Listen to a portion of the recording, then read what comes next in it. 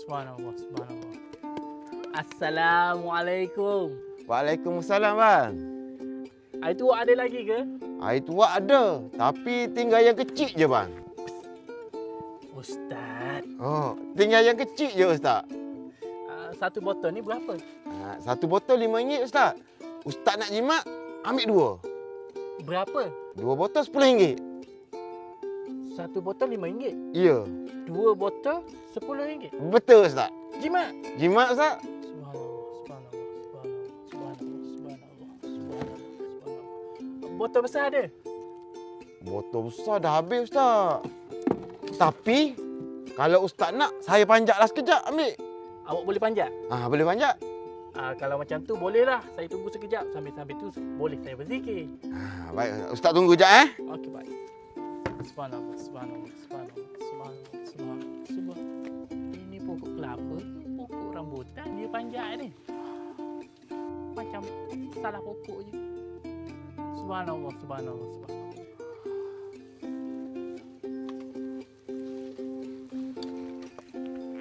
Subhanallah, subhanallah, subhanallah, subhanallah, subhanallah, subhanallah. Subhanallah. Air alam gaib ke? Subhanallah. Subhanallah.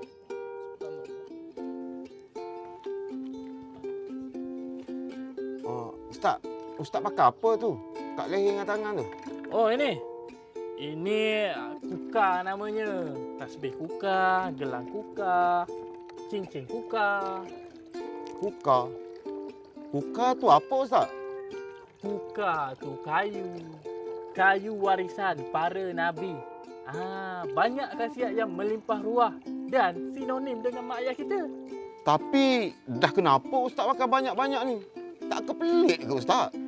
Oh, lain orang, lain cara. Macam saya ni pakai banyak-banyak. Saya banyak menyinggah dekat tempat-tempat. Kalau contoh saya pergi dekat masjid besar, saya pakailah tasbih besar untuk buat selawat ke, untuk buat zikir ke. Kalau saya pergi dekat surau, saya gunalah tasbih yang kecil sikit. Kalau contoh saya pergi macam dekat mall ke, kan? Saya buat tasbih guna gelang je. Macam gelang ni, bukan setakat untuk berzikir je. Untuk buat fashion pun boleh. Nak pakai saya saja. Nak buat pergi mall, pergi jalan-jalan, tak ada masalah. Masya-Allah, masya-Allah. Kayu kuka ni nak beli kat mana, Ustaz? Kalau awak nak beli barangan kuka macam saya pakai ni, awak boleh pergi direct dekat HQ Kuka. Dekat kedai dia, ada macam-macam jenis barang. Ada gelang, ada cincin, ada tasbih dan banyak lagi lah. Yang paling penting, best beli dekat situ. Beli satu barang, percuma satu barang. Masya-Allah. Tu yang baik tu, Ustaz. Air tuak saya dah siap. Dah, Ustaz. Dah siap dah. Astagfirullahalazim. Subhanallah, subhanallah, subhanallah, subhanallah, subhanallah. Allah, Ustaz, sedapnya pegang kayu kuka ni, Ustaz. Nanti saya nak belilah satu, Ustaz. Boleh beli dekat HQ Kuka ya.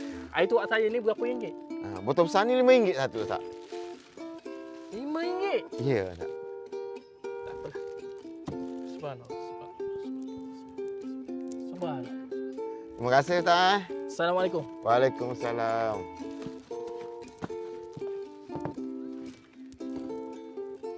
Tuak, tuak, tuak. Tuak, tuak asli, tuak asli.